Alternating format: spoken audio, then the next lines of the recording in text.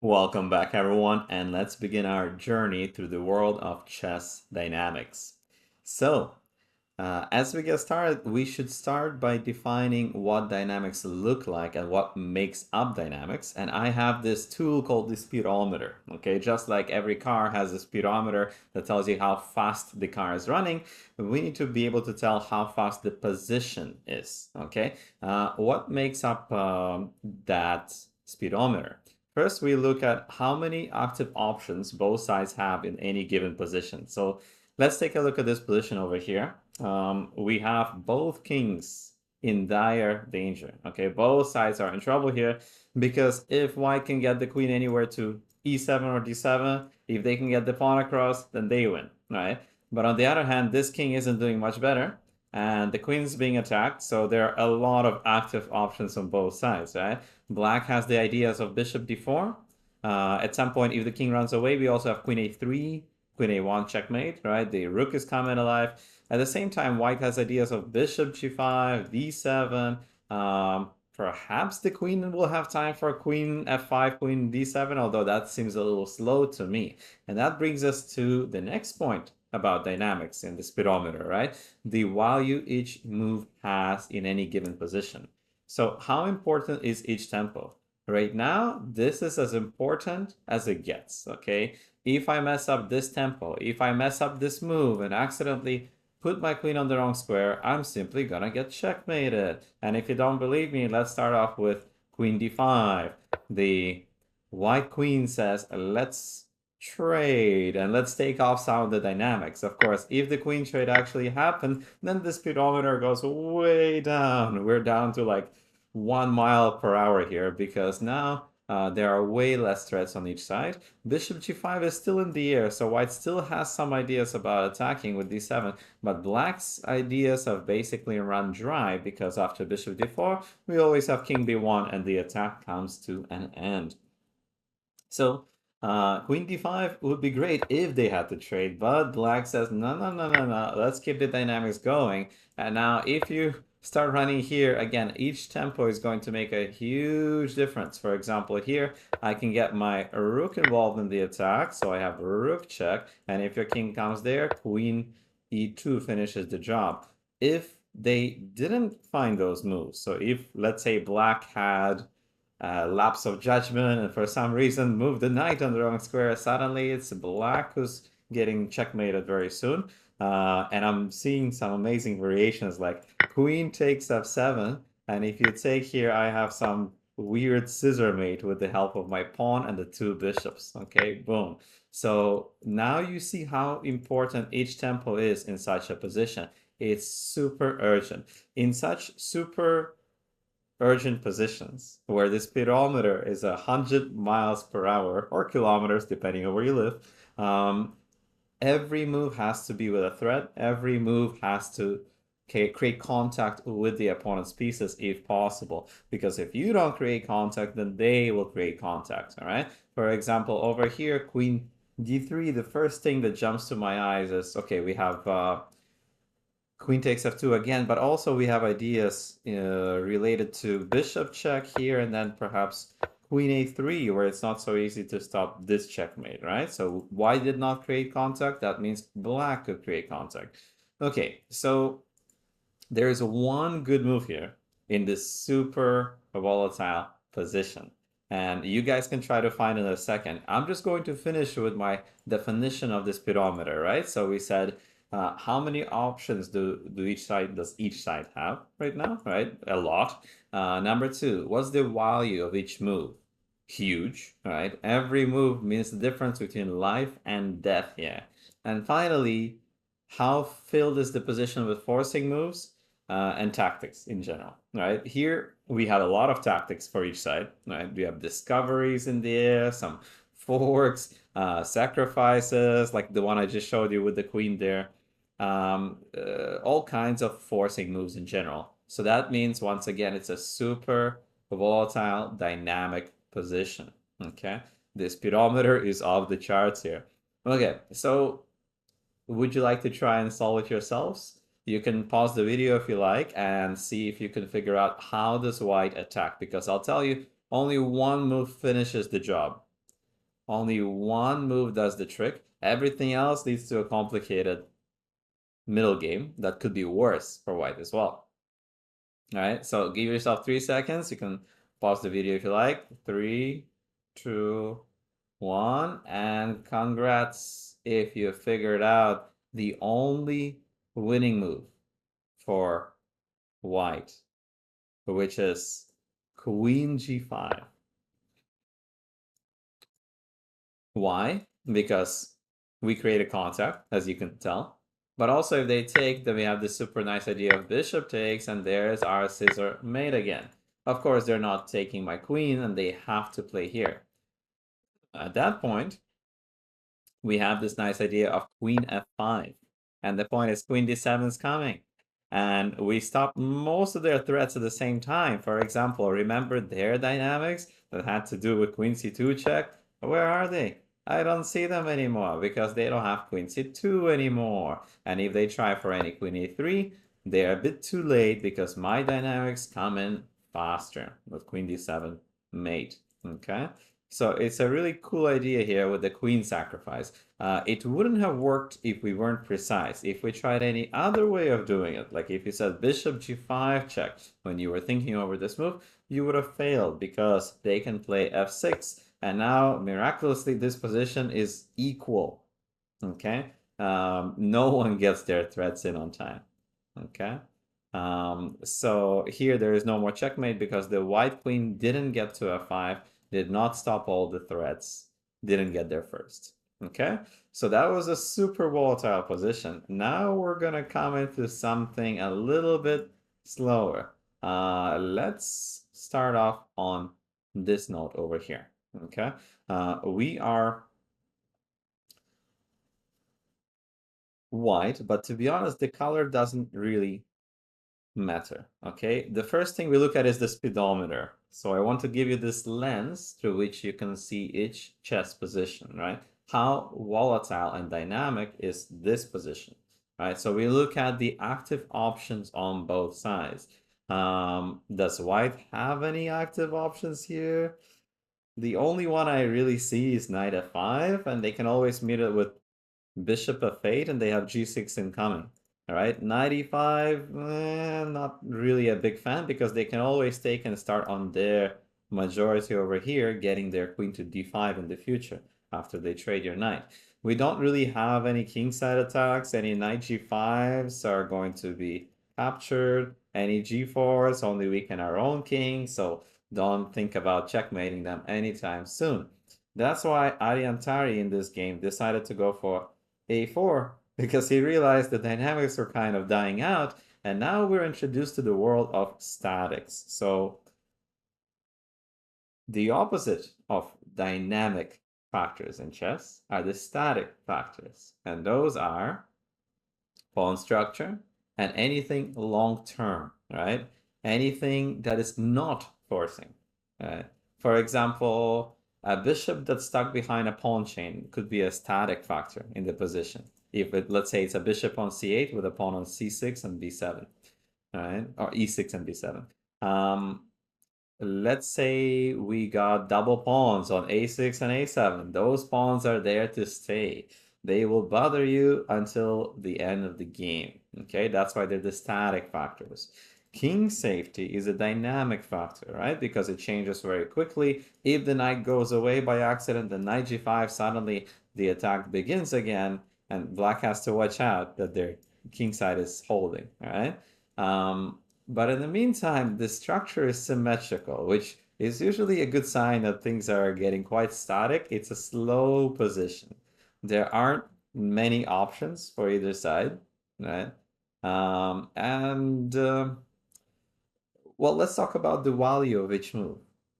Is each move valuable here? Well, let's take a look. Can black get away with almost anything? Let's take a look. Can they play queen c7? Sure. Perfectly fine move. Can they play rook c8? Yeah, absolutely. Can they play uh, queen f6? Sure. The queen protects all the key squares. Make sure that knight f5 is not really hurting anyone. Bishop f8? They can, although it's a bit passive. They can probably get away with that too. They can get away with g6. Nothing horribly wrong with that, and that's actually the move he played in the game. They can play something positional like a5, and nothing will change. We're just fighting over the space, right? You could probably get away with b6, although I'm not sure why you would want to do that. If you want to make it super dynamic, you'd play a move like c5, although, first of all, I'm scared for your pawn on d5, and I don't think it's warranted by the position, right? Because we go for dynamics and fast positions when our pieces are ready for the fast positions, right? When the pieces can compete in terms of tactics, attacks, and threats. Right now, the black pieces cannot really compete. Yeah. Uh, Basically, the queen is getting in the way of the rooks. That's a part of it. The rooks are not supporting the pawns enough. Now, if black could somehow change that around and put the rooks here, and then play c5, well, magically protecting this d5 pawn, it would be a different story. All right, and maybe then it would be justified. But right now, black should just hold and keep their position solid and keep the position slow. Just to show you what happened in the game, Mr. Banoush here is a strong grandmaster from Hungary, went for g6, defended all the pawns, later played queen d7, connected his rooks, connected the rooks, kept them all together, stopped any c4s by putting pressure on d4, and he made sure that white didn't have any dynamics in the position, right? He's just killing all the active options white can ever try for. And when Aryan couldn't find any active options, he just put the pawns in a sort of bind. He tried to bind the black queen side, but the black rooks are now active enough that there are no more real threats in there. They have to trade off pieces while keeping everything solid. And they agreed to a draw here because they realized that no one would have any sort of advantage. There are no tactics in the position. After, let's say, knight f6, knight sacrifices don't really work here. No attack, no g4s. Neither side can make progress, and it would be some sort of positional draw, okay, with best play. So how big is the value of each move here? Very low, actually, because I can get away with almost anything. That's what tells us that we're heading closer to a draw. We can play almost anything, for example, here, and the position's still fine. Okay, as long as I don't miss any tricks or any tactics, I'm going to be fine here. Okay, so that was an example of a super slow position, a very static position with a lot of static elements to it. Like the pawns are completely fixed, right? No threats, no forcing moves at all. Like this is the only capture I could think of that's safe, right? So now we're gonna go to the opposite. I'm gonna finish off today, at least this lesson, with an example of a super fast position, okay? And we have a game between the Portuguese master Joaquim Durão, and he was playing another master by the name of Francisco Jose Perez. This was a very old game, a very obscure game. Most people have never seen it before, but it's one of the wildest games I've ever seen. It's a super dynamic game, as we're going to see in a second. Okay, and I want to show you how we play dynamic positions. Right, but the first thing is to realize that this is a volatile position. It is a fast game, a very wild position at that. How do we know that? Well, let's take a look. Are the pieces in contact with each other? Yes. Right? There are a lot of captures in the air. You have to already consider pawn breaks like h4, because if takes, maybe pawn takes, and this guy's collapsing. Right? We could take right away, but then that guy's a bit weaker. Right? It's not clear what's going on after, let's say, f5. The knight has to go back. This e4 square could be a nice outpost. I'm not sure you even want that pawn, right? Sometimes in such positions, you want to throw away that pawn and make way for the bishop to come alive again for the sake of dynamics. And so if white takes, then the black pieces come to life here, all right? In a slower position, you care more about pawns. In a more dynamic position, you care more about piece play and activity. Okay, so we have e6 over here. Mr. Joachim decides that let's make it even more wild. Let's blow open the center altogether. Okay. In this game, I'm gonna flip from white's point of view to black's point of view. So you see how both sides are playing. Okay. So b4.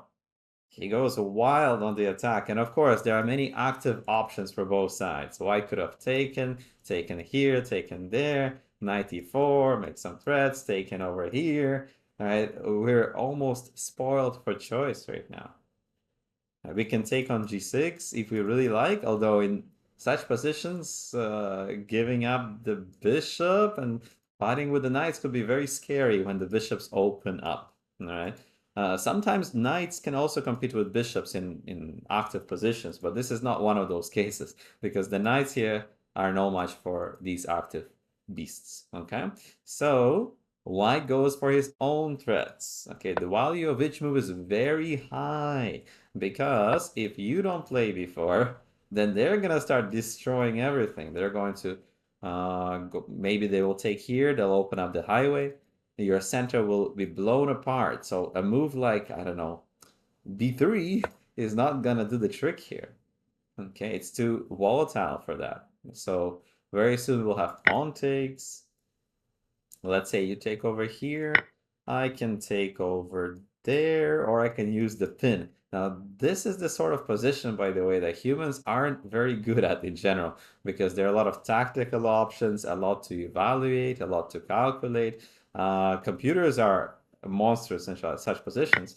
This is where the difference between humans and computers really tells. All right. So if you try for f5, I have bishop takes f5, but bishop takes f5 check. So maybe white does have this option after all, which means that black should probably look into either bishop f5 going for the bishop, or they have some way to calm down the position with e4 as well. This would be a nice option because we're hitting the bishop, but we're going for our dynamics while opening up the bishop, right? If they take with the knight, then we take, and after all the forcing moves, you lost the defenders and your knights are dropping. So black is just better. Okay.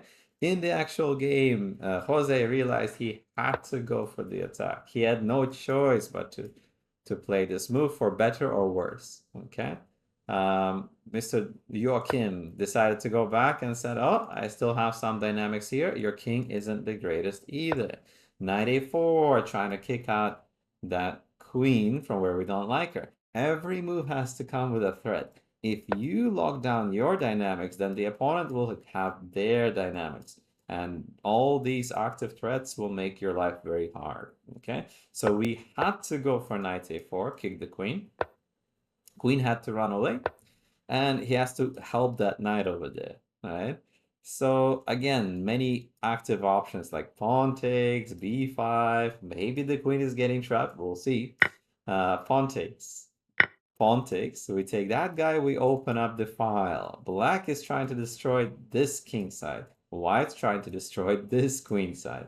Okay, it becomes a race. Like many dynamic positions, this is a race of who gets there first, and whose king is in more danger. So pawn takes, c6.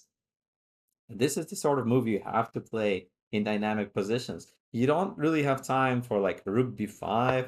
I think it's a bit on the slower side because now they have time to invade with, let's say, bishop d4 check. Bishop is super scary here. If you go there, they may have some active options like boom. And then if you play here, boom, right? They keep trying to open up your king side. If you play there, I want to play check, but then king h2. So maybe h2 is an idea with bishop f3 to follow.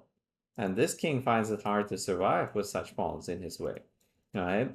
So that's why he decided to go for c6. He said, let's go for c6 and open up your file. But now, pawn takes, c5. We don't have time to recapture. That would be really bad considering you open up your pieces, right? Or the opponent's pieces, sorry. In dynamic positions, pawns don't matter nearly as much as piece scope, right? So taking a pawn at the cost of an enemy rook coming alive is a really, really bad deal. In static positions with symmetrical pawns and safe kings, that's a different story. You can capture a gambited pawn and run away with it, right? But here it's all about the initiative, which means who is attacking, who's creating the threats. So Jose tries to keep the threats and initiative on his side. He attacks the queen. Queen runs away. We keep the threats coming. We're not done yet. Queen b7. So he's doing a great job of creating more and more threats. And now comes the critical moment. After the check, Jose had to decide which way to run. And he chose the wrong way after king f1. This was actually a mistake, and he should have gone this way, even though, yes, it looks scary. In dynamic positions, everything looks scary, right? But this one would actually give him some time while black had to take here. Already white could deliver a mate, perhaps, yeah? And if you go there, that is checkmate. You probably have to run for your life, like he did in the game. But this would be a safer version for white, believe it or not. Okay. Instead, Jose decided to go the other way, where the king looks safer, but turns out not to be safe at all.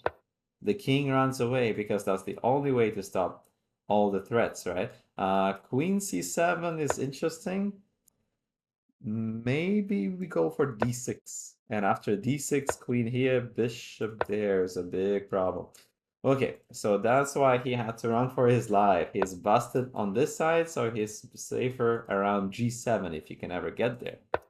Check, runs, collects, and traps the queen. On the bright side, white just won a queen. On the dark side, the initiative and threats are coming to an end. All right? They milk this position for all it's worth. The attack has run its course for white. Now the threats are dying out. We still have great pawns here. But black's threats are just beginning. First, Joachim forks the queen and bishop. I told you in dynamic positions, there are always tactics, right? This is just one example. You trap my queen, I fork your queen. Okay, queen runs away. We're still trapped here. It's still a trap queen, but we don't need the queen, says Joachim, and says, I'm just going to attack and continue my streak here with rook h1 coming. Okay, that's mate. You can take the queen. I'll take your pawn, get the rook in the attack too. All right, not easy to stop all the threats. You're up a queen, but so what, all right? This king starts running for his life. And now a super important move for black. So let's say I flip the board and give this to you. How would you continue for black? This is the critical moment. And if you're not careful, you're going to lose again because you are up or down a queen. All right. So give yourself 3 seconds. Feel free to pause the video. 3, 2, 1. Congrats if you found the very brutal move, bishop e3, which takes away white's defensive capabilities. They can no longer run over here, right? Now, if you were calculating lines with rook h1, don't be embarrassed because that's what most people would do. They would skewer the king, and then the problem is king d2. They give you the rook because we're not playing in rooks right now. We're playing in kings. This is all about checkmate. After you capture over here, we have rook takes a7, and suddenly is the white threats that are becoming deadly again. You took my rook, but that rook wasn't doing much, right? So in dynamic positions, it's all about who's making better threats. Right now, it is white all of a sudden. Okay? In the actual game, Joachim decided to play bishop e3, shut down the king, and say, you're not going anywhere, right? So after bishop f1, we got rook h1, right? This rook was coming here no matter what. You can't really stop it. And you can probably tell the threat in the air, right? The king has no heir to speak of. He's got no places to go. So 93 is many. Suddenly it's black's threats that are scarier, right? The queen has to cover the threats with queen d5 stopping knight d3, but now f3, f2 is a deadly threat again. So we have to take g2, more threats in the air coming with g1 and also taking on f1. They take one bishop, but we get our queen back. The pawns have come through. I told you it's a wild game, right? Queen f2 and queen d2 are now fatal threats, which meant that rook a2 had to stop them all, bringing the rook in the defense. But the black attack is simply scarier than white's, right? We're going, by the way, we're down a piece right now. Black is down a piece, but it doesn't matter. That knight is not being felt, and we're gonna get our piece back. Don't worry. Here you go. We got the bishop back. The king decided to run away to hide near the knights, but the difference is that the black attack is still scarier. Jose puts his bet on the white pawns and says, my pawns are going to be the decisive factor, but they're a bit slow, right? In this dynamic position, they're gonna take what, 1, 2, 3, 4 moves to get through, and they still need to be supported, right? So it turns out black just gets there faster. They block the pawn so that there are no more threats, and the black threats come in with 94. King has to run away. Check. King runs. Check. They block. Check. More threats from every direction possible. They block this way, but knight b4 is a killer move because the knight is coming to c2, right? And they took with the pawn, cutting off the queen from the defense, which meant that now queen c1 comes in. And we have too many threats to stop. You can stop one threat, but you can't stop all the threats. Bishop b2 is in the air, right? Rook takes, and rook c1 are all threats. Material is up a piece for white again, but it doesn't matter. Because their threats are too slow. Chess at the end of the day is a game of threats, right? And who's going to attack whom faster. So here we have bishop takes b2, and that is mate. There is nothing white could have done about it. There is no defense here, right? So I hope you appreciated the dynamic side of this game, right? How many threats, forcing moves there were, how much each tempo mattered. Because imagine if we go back to this position and it was white to play. That one tempo would have meant the difference of white playing king d2 and winning this game. So it's said that chess is a tragedy of one tempo, right? And that's the case for white over here. They weren't in time to run away from the black attack.